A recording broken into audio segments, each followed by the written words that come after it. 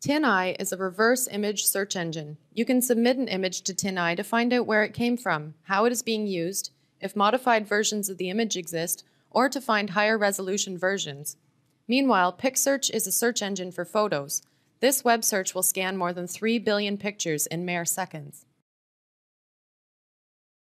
If you need copyright-free music or audio, this website, which has a very long URL on Wikispaces, provides a list of music and sound resources that are copyright-friendly. It takes a little time to search through them, but in the end, it's worth it, and the price is right. If you look closely, you'll see sites such as Freesound, Creative Commons Audio, and OpSound.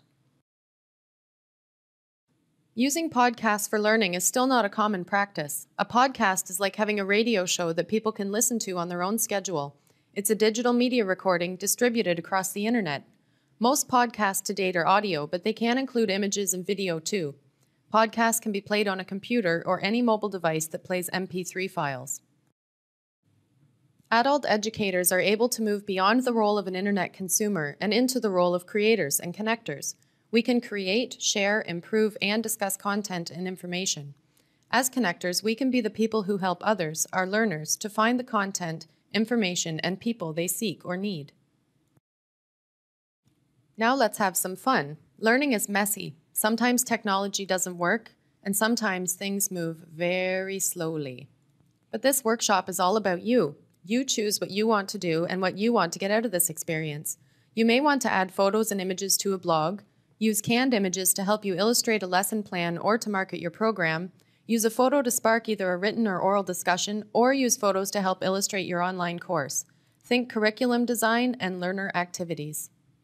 Here are just a few places you can start searching for photos and illustrations to use in your activities. Try free digital photos with thousands of royalty-free images available for instant download. These are available for commercial or non-commercial use, and there's no registration required. We searched freedigitalphotos.net for the term education and found 22 tagged photos available for use. Every Stock Photo is another great resource. It's a search engine for free photos. These come from many sources and are license-specific. You can view a photo's license by clicking on the license icon below and to the left of the photos. Membership is free, the site is without advertising, and you're allowed to rate, tag, collect, and comment on photos. We searched everystockphoto.com for images tagged with the term education again and found 7,480 results. Have you ever done a Google image search of, say, adult learners learning? You may be surprised that if you do this, search Google Images by typing in adult literacy, you will receive over 3.3 million results. Or have you ever typed your name into PicSearch? You may want to try this to start out. Think of a search you'd like to perform right now. Roger always starts with searching something near and dear to his heart, hockey. Here are just a few other sites you can use to find free media on the internet that may be available for use. We mentioned Free Media Goo earlier in the presentation. You can use the search bar to find photos on specific topics or search through their set categories. Flickr is another great resource where some users have chosen to share their photos for use for free. There are over 1,200 photos available from almost 300 members. Our next activities involve social bookmarking. We're going to start a Delicious account and also create a We Heart It list. You can pick the topic, whether it's math, literacy, or promoting your program. Together, we can build a transliteracy network on Delicious by pooling our resources. Because Delicious is a site offered by Yahoo, you'll need a Yahoo account to get started. Go to yahoo.com and create an email. The next step in the registration process is to create a link to your account. The last step is optional but recommended. Add a bookmarklet to your browser, allowing you to surf the internet and quickly bookmark things that you like. With the push of one button, your tags are sent back to your Delicious account.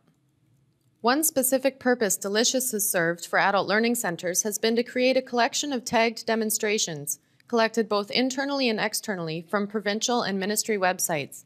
At last count, we had over 300 demos stored on Delicious. Demonstrations are tagged by levels and skills involved. The Adult Learning Delicious account also has a collection of transliteracy resources. Feel free to visit the site and use these after the conference. For your next activity, visit weheartit.com and create an account.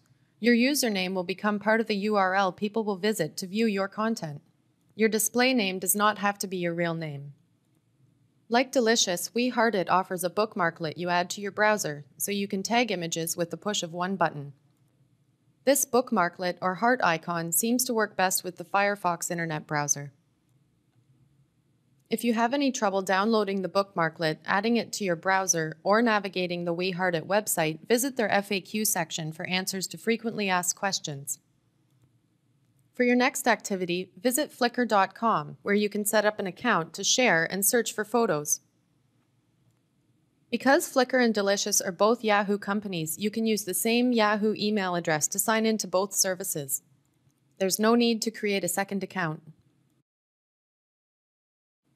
Here's a list of the web addresses for the websites we've recommended throughout the course of this presentation. You can also visit the adult.learning Delicious account for more transliteracy resources. We thank the online media publishers whose images we used throughout the presentation.